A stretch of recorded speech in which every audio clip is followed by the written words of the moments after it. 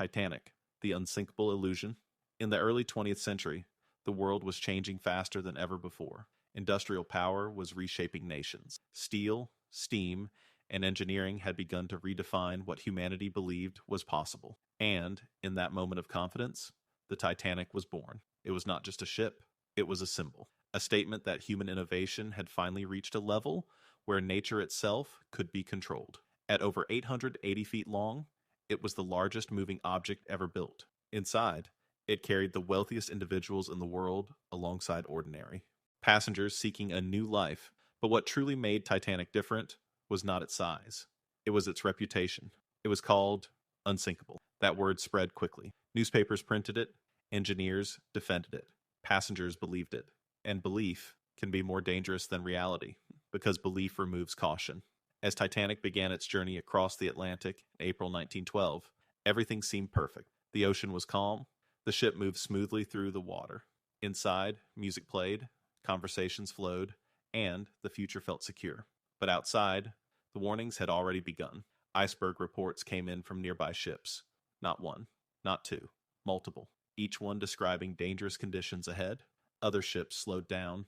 Titanic did not, because slowing down meant admitting risk. And Titanic was built on the idea that risk had been eliminated. The night of April 14th arrived with an eerie stillness. The sea looked like glass.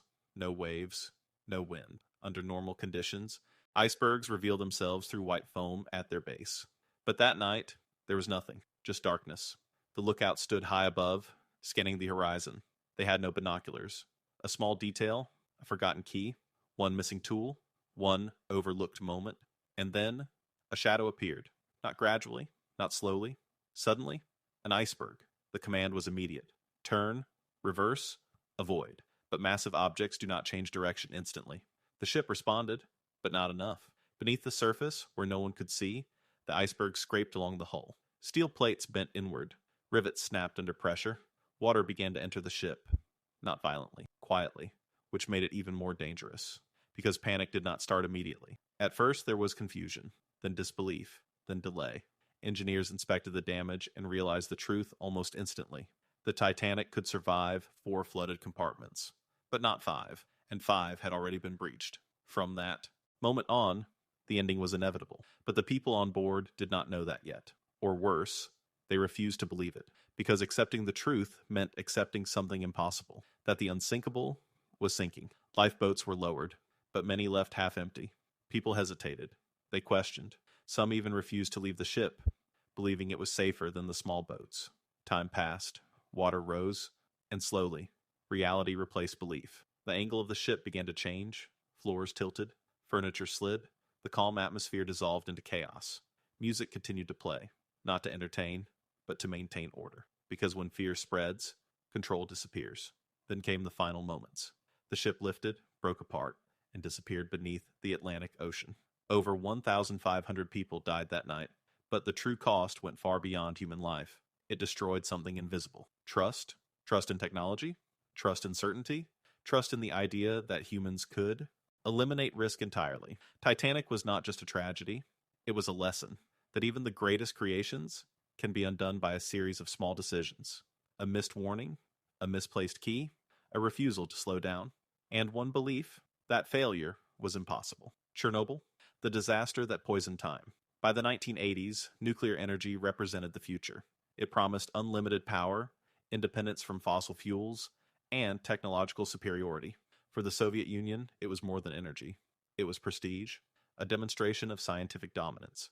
And at the center of that ambition stood the Chernobyl nuclear power plant. On April 26, 1986, engineers prepared for what was supposed to be a routine safety test. The goal was simple: to determine whether the reactor could continue to operate briefly during a power outage. But the test required conditions that were already unstable. Power levels dropped too low.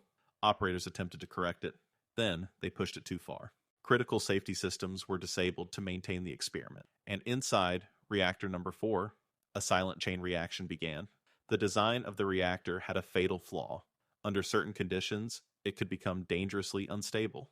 Those conditions had just been created. Within seconds, power surged uncontrollably. The operators did not fully understand what was happening, because the system they trusted was already beyond control. Then came the explosion, a blast so powerful it ripped the reactor apart. The 1,000-ton lid was thrown into the air, and radioactive material was released into the atmosphere. But the mistake did not end with the explosion. In many ways, it had only just begun. Authorities hesitated. Evacuation was delayed. The nearby city of Pripyat continued life as normal. Children played outside. Families walked the streets. They could not see the danger. Radiation is silent, invisible, odorless, and deadly. By the time evacuation orders were given, it was too late. Firefighters who responded first received lethal doses of radiation within minutes. Many died within weeks. Entire regions became uninhabitable. Forests turned into what's now known as the Red Forest, where trees absorbed so much radiation they died and changed color. The financial cost reached hundreds of billions, but the true cost was measured in time, because radioactive contamination doesn't disappear. It lingers for decades, even centuries. Chernobyl did not just damage a place, it poisoned the future of that place, and it began with a test that should have never been conducted the way it was. The sale of Alaska, the $7.2 million miscalculation. In 1867, the Russian Empire faced a quiet but growing problem. Alaska was vast, remote, and nearly impossible to defend. The empire had already stretched its resources thin, and the memory of the Crimean War had made one thing clear. If another conflict erupted, Alaska could be taken without resistance. So Russia made a decision that, at the time, seemed rational. Sell it. The United States, still expanding westward, was offered the territory for $7.2 million.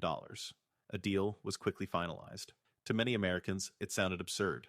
Newspapers mocked it, calling it Seward's Folly and Seward's Icebox. A frozen wasteland, they said. Worthless land covered in snow. But the mistake was not visible.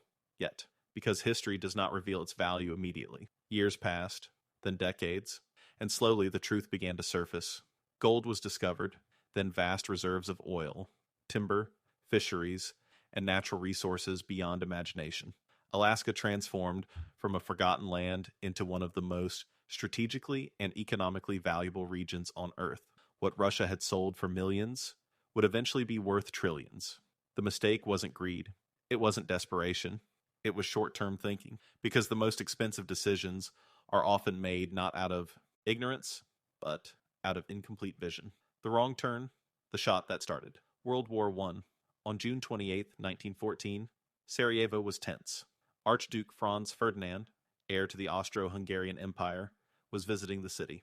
It was a politically sensitive trip, surrounded by security concerns. Earlier that day, a bomb had already been thrown at his motorcade, and failed. That should have been enough. Enough to cancel the visit. Enough to leave the city. But the decision was made to continue, because backing down would show weakness. As the Archduke's car moved through the streets, a final mistake occurred. The driver took a wrong turn. It was a small error, a simple navigation mistake.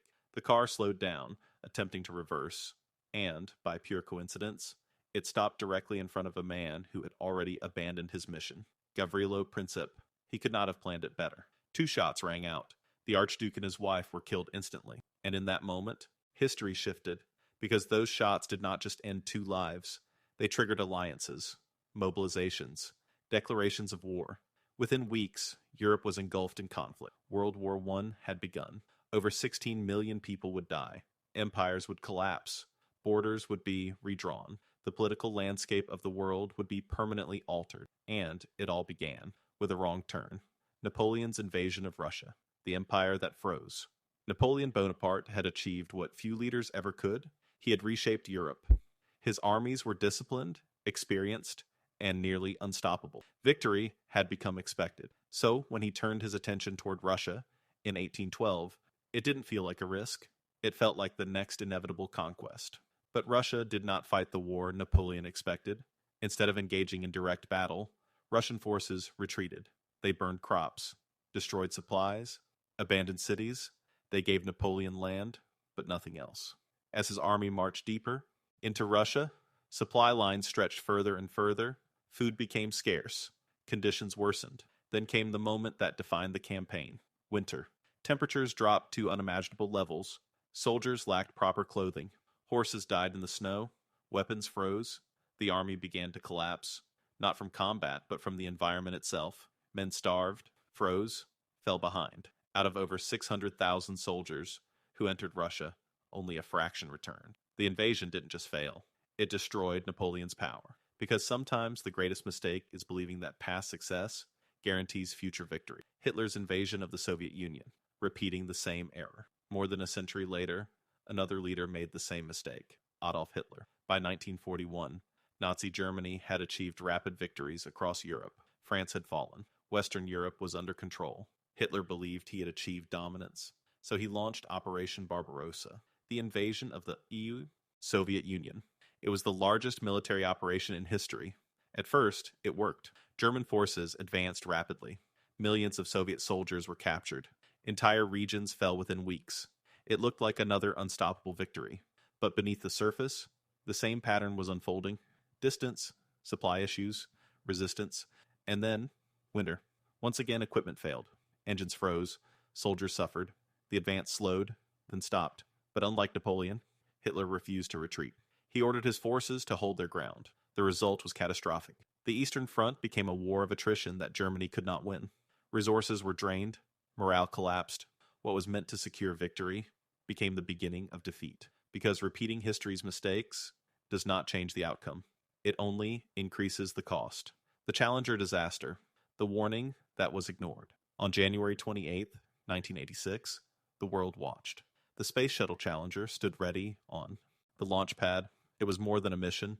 It was a symbol of progress, of exploration, of humanity pushing beyond its limits. Among the crew was a school teacher, a sign that space was becoming accessible, that the future was opening. But behind the scenes, there was doubt. Engineers had raised concerns about the O-rings, small components that sealed critical joints in the rocket boosters. In cold temperatures, they could fail. And that morning, it was cold. The warnings were clear, but the decision was made to proceed. Because delays were costly, because schedules mattered, because pressure existed. 73 seconds after launch, the shuttle disintegrated in the sky. The explosion was seen live by millions. 7 lives were lost, and the investigation revealed something devastating. The risk had been known. The failure had been predicted. The disaster was not an accident. It was a decision. The dot-com bubble, when belief replaced reality. The late 1990s felt like the beginning of a new era. The internet was transforming communication, business, and everyday life. It promised speed, efficiency, and endless opportunity. Investors saw the future, and they wanted in.